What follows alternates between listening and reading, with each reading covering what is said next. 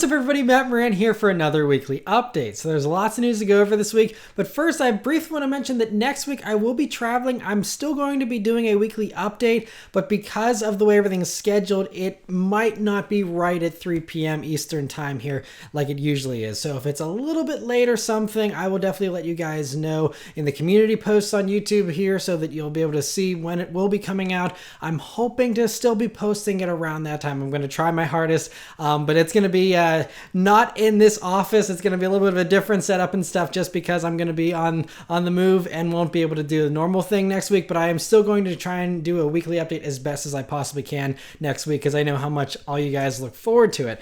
So anyway, just be prepared for that. But for this week, lots of interesting stories here. First off, Autocar has a bombshell report this week, and while this isn't official, it is very likely. And so, according to their AMG insiders, the new C63 AMG version from Mercedes is going to be using a 2-liter turbocharged 4-cylinder engine from the A45 and CLA 45 and the S versions, where it does 416 horsepower. And then they're going to be using an enhanced version of the EQ Boost hybrid system that's already currently available in the 53 models from AMG. But it's going to get horsepower numbers that are going to be equal to the current C63 and C63 S models with those two tiers again, while delivering more torque, they say. So it would have a stronger version of whatever electrical stuff is going on in the 53 models currently. So will be a little bit more performance oriented than the 53s in some ways. And so there's other benefits here though that AMG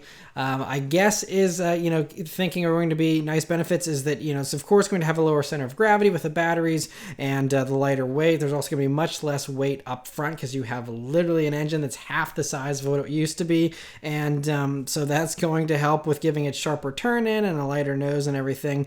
And so that's all, potential perks of, this massive downsizing.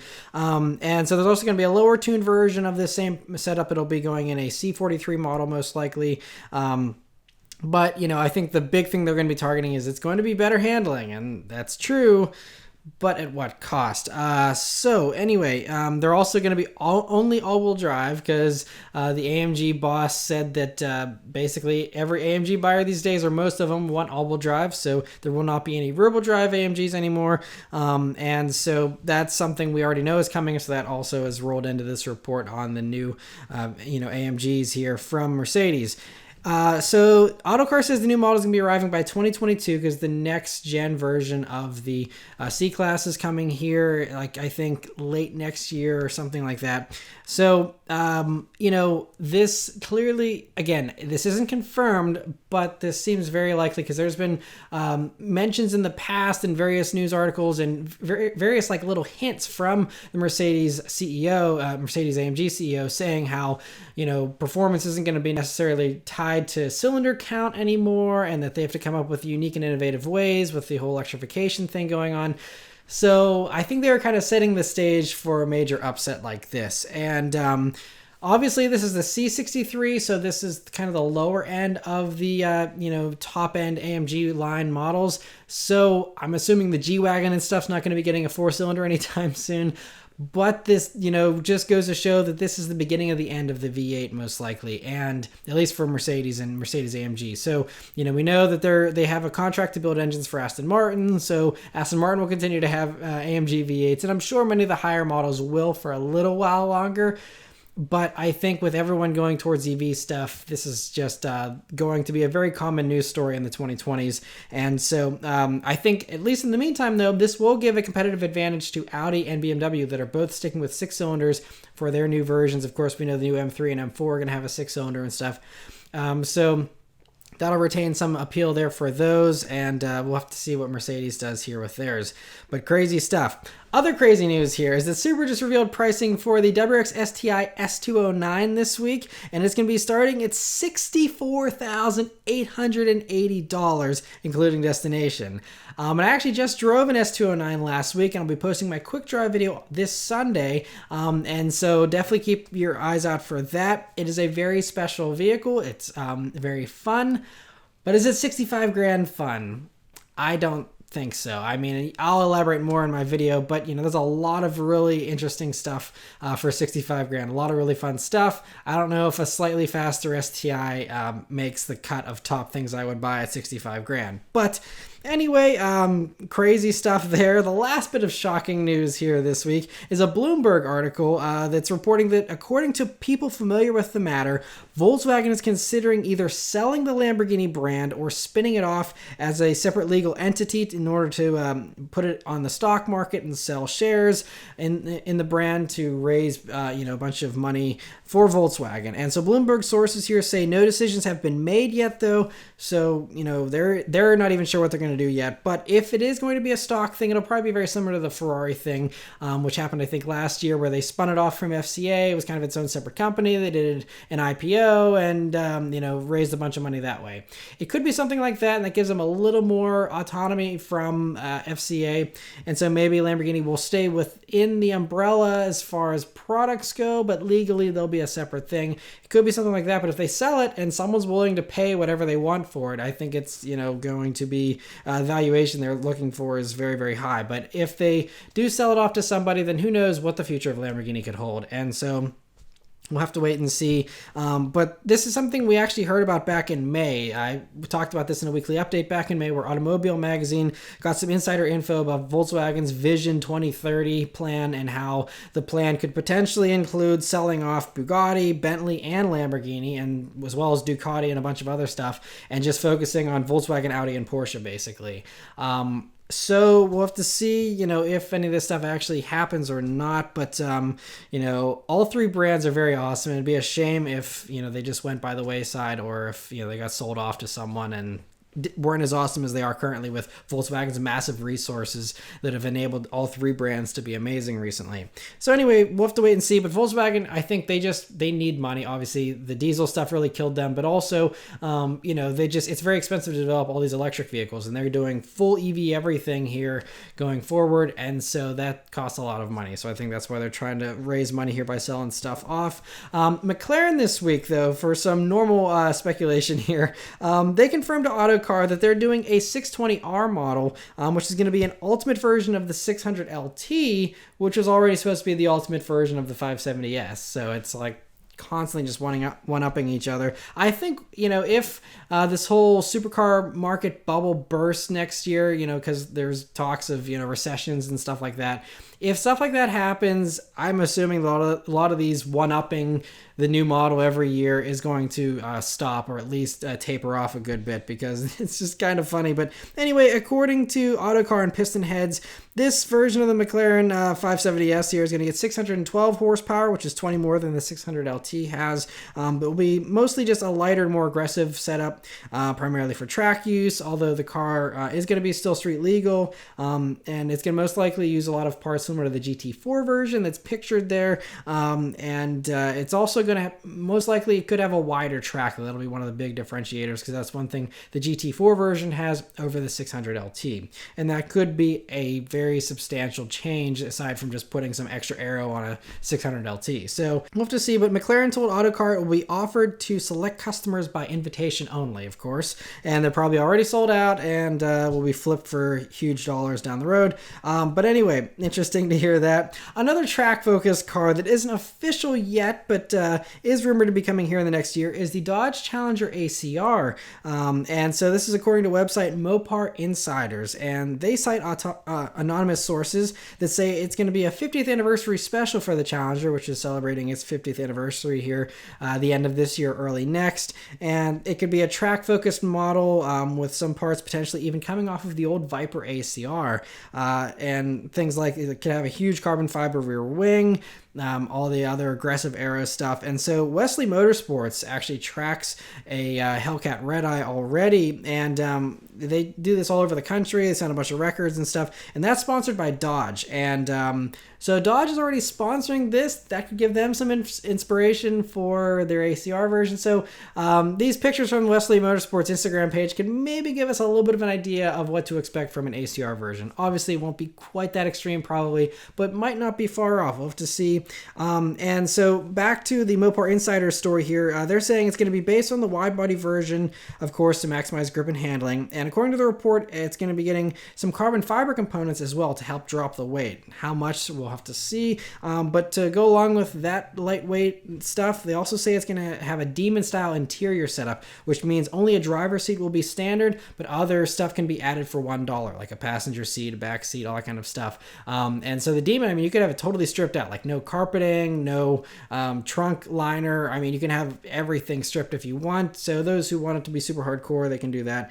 And so sounds very plausible and sounds like it makes a lot of sense. So I would expect that to be revealed here in the fairly near future. We'll have to wait and see. But anyway, interesting to hear that from Mopar insiders. And some other cool FCA news that's actually official. AM General and the United States Army are working with Jeep here for the first time in nearly 50 years to turn the Jeep Gladiator into a potential light tactical vehicle for military use. And I say potential because they didn't close the deal yet, but this is kind of what they've worked up as what they could do. It's named the Gladiator Extreme Military Grade Truck, and it was revealed at an Army meeting recently here. And AM General says the Gladiator provided a strong basis for a military truck with its already great off-road capability, and then they just went one step further and modified the interior and the exterior for military use. And the Army, though they haven't placed an order yet, they said if they did, they would be starting to turn these things out in the beginning or in the middle of next year. So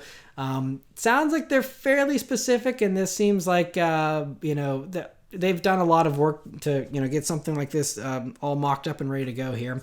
So hopefully they do actually place an order. That would be very awesome to see Jeeps once again in service in the Army. That would be a very, very cool thing. And so fingers crossed that all works out. And we have a few official reveals this week. First off, BMW revealed the 2 Series Gran Coupe, which is going to be coming to the States to finally give BMW a competitor to the Audi A3 and the Mercedes A-Class and CLA models.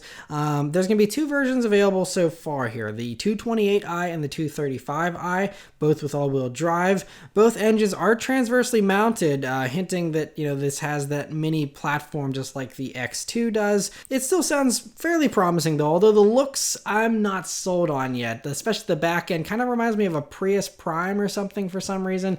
But seems it's like the nice looking BMW features that are kind of just squished a little bit. Not in love with that, but let me know your thoughts on the styling in the comments below. But anyway, as far as mechanicals go, they both get a 2-liter turbo 4-cylinder connected to an 8-speed automatic transmission. In the 228i, it does 228 horsepower, and does 258 pound-feet of torque, and also 0 to 60 in 6 seconds flat, which is about a second faster actually than the standard A-Class, but it is very close in power to like the new CLA. So I think they're probably targeting more like the CLA than the A-Class. And anyway, the all-wheel drive system is front biased, but can put up to 50% of the power to the rear. The M235i version does 301 horsepower and 332 pound-feet of torque, thanks to a bigger turbo, reinforced internals, and better cooling. 0 to 60 for that one is 4.7 seconds normally, but it can be 4.6 seconds with the M Performance package on it. And that also, with the whole M235i package, it gets a sportier suspension that's 1 centimeter lower, it gets bigger brakes, a transmission oil cooler, mechanical limited slip differential, strut tower brace, subframe bracing, and there's a dual mode suspension that's also available as well. Inside, it's a pretty standard BMW, but there's a couple cool little touches here. You can see that ambient lighting on the doors there and on the dash. They can be a variety of colors, but really the way they worked it into the doors there is super cool in my opinion. Otherwise, the standard car gets normal gauges and an 8.8-inch touchscreen infotainment setup, but you can get the digital dash and the 10-inch infotainment as options if you'd like. Production is going to be starting in November, but there's no pricing yet for these. I'm guessing the official US reveal will be at the LA Auto Show in November, and I'm sure they'll have all the pricing then. Volvo has revealed the 2020 XC40 Recharge this week, and so this is their first fully electric car under the Volvo brand. It has a 78 kilowatt hour battery for 200 miles of range on the European testing cycle and can charge to 80% in 40 minutes. 2 electric motors provide 402 horsepower, 487 pound-feet of torque, and all-wheel drive. 0 to 62 only takes 4.9 seconds, which for a small crossover of this size, I mean, that's pretty quick. I don't think there's anything that's going to outrun this as far as 0 to 60s go in this class, at least. Very impressive. The exterior gets this new blocked off grille and a new rear bumper to cover the lack of exhaust pipes. The interior is mostly the same. It's just got revised digital gauges, it looks like, and a tweaked version of the current Volvo infotainment system that's now running an Android-based software that has Google Assistant. There's also a small frunk now, but it's not huge because they had to add extra bracing in the front there to make up for the lack of an engine. Volvo will also be reimbursing customers for their first year's electricity cost to charge the car. I don't think it's their whole electric bill. I think it's just the part, the increase you would have from charging your car, but I'm not certain on that. But that's kind of an interesting thing. So free electricity for the first year. There's no release date or pricing for these yet, but it is a 2020 model, so should be coming pretty soon, I'm guessing. Volvo said that even the plug-in hybrid models, though, in the Volvo lineup will be getting this recharge branding next year. So that's an interesting thing. I'll be curious to see how they differentiate the full-on EVs from the plug-in hybrids if they're both branded as recharge. So that's kind of an interesting decision. But anyway, interesting to see that. Porsche has also revealed a new cheaper version of the Taycan this week, the Taycan 4S. Even though it's just one model, there's going to be 2 battery and power setups available though, so that's going to be nice and confusing. The standard standard 4S here uses a 79.2 kilowatt hour battery called the Performance Battery, and then there's an optional Performance Battery Plus, which gives you the same 92.3 kilowatt hour battery from the turbo models. And so I guess that's kind of like the long range version if you're going by Tesla terms. And so with the standard battery, you get 429 horsepower and 472 pound-feet of torque, which can temporarily be 522 horsepower with launch control on. But then that bigger battery will actually give you 482 horsepower and 479 pound-feet of torque and a launch control burst of 563 horsepower. But strangely, even though there's a power difference there, they both do 0 to 60 in 3.8 seconds. So I'm guessing that people that get the bigger battery are just wanting more range and maybe a tiny bit of extra power, but I don't know if you're even going to be able to feel it if the 0 to 60 times are the same. So yeah, that's an interesting thing there, but range numbers haven't been given yet, so we don't know what the differences will be. And so the 4S also does get these slightly tweaked bumpers and side skirts compared to the turbo models and different wheels and stuff.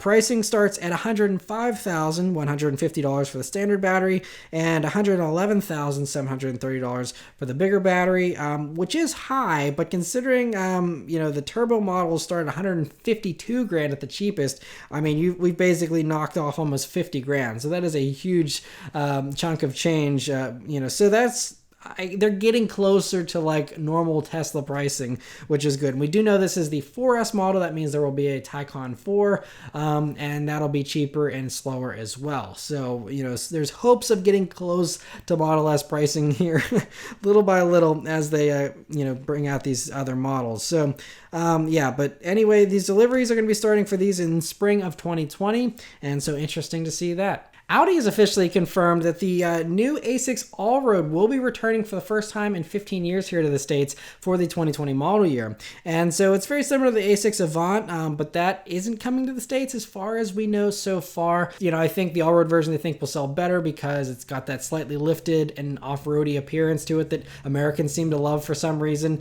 And so I'm guessing they won't bother with the regular A6 Avant here, but we'll have to wait and see. But anyway, back to the Allroad here. It gets the typical treatment for Allroad with the flared fenders for a slightly more rugged look, a unique grille and wheels, there's roof rails, and a few other tweaks. And the ground clearance is also better in typical all-road fashion with an adaptive air suspension that can go up to 7.3 inches of ground clearance, so can get pretty high there. Mechanically, it's the same as other A6s with a V6 engine and all-wheel drive, 8-speed auto, all that kind of stuff. There's no pricing for these yet, but I'm sure we'll be getting that relatively soon. Could be the LA Auto Show again as well. So anyway, interesting to hear that. And the last news story this week here is that the United Auto Workers Union have reached a deal with General Motors, so I think the strike is now over. And so hopefully this means that Corvette production can resume, get those last few C7s out, and then transition the whole plant over to the C8s. So hopefully they can get the C8s out, maybe only a couple weeks behind schedule. Maybe they do the last the first few ones before the end of the year here, because I think early December was what was originally planned before the strike. So, maybe it'll be something closer to January now. We'll have to see. But anyway, hopefully it's smooth sailing from here so that the awesome C8s can get out there and into customer hands next year. So anyway, that's it for all the news this week, guys. Let me know your thoughts and everything in the comments below. Thank you guys very much for watching. I'll see you on the next one. Take care.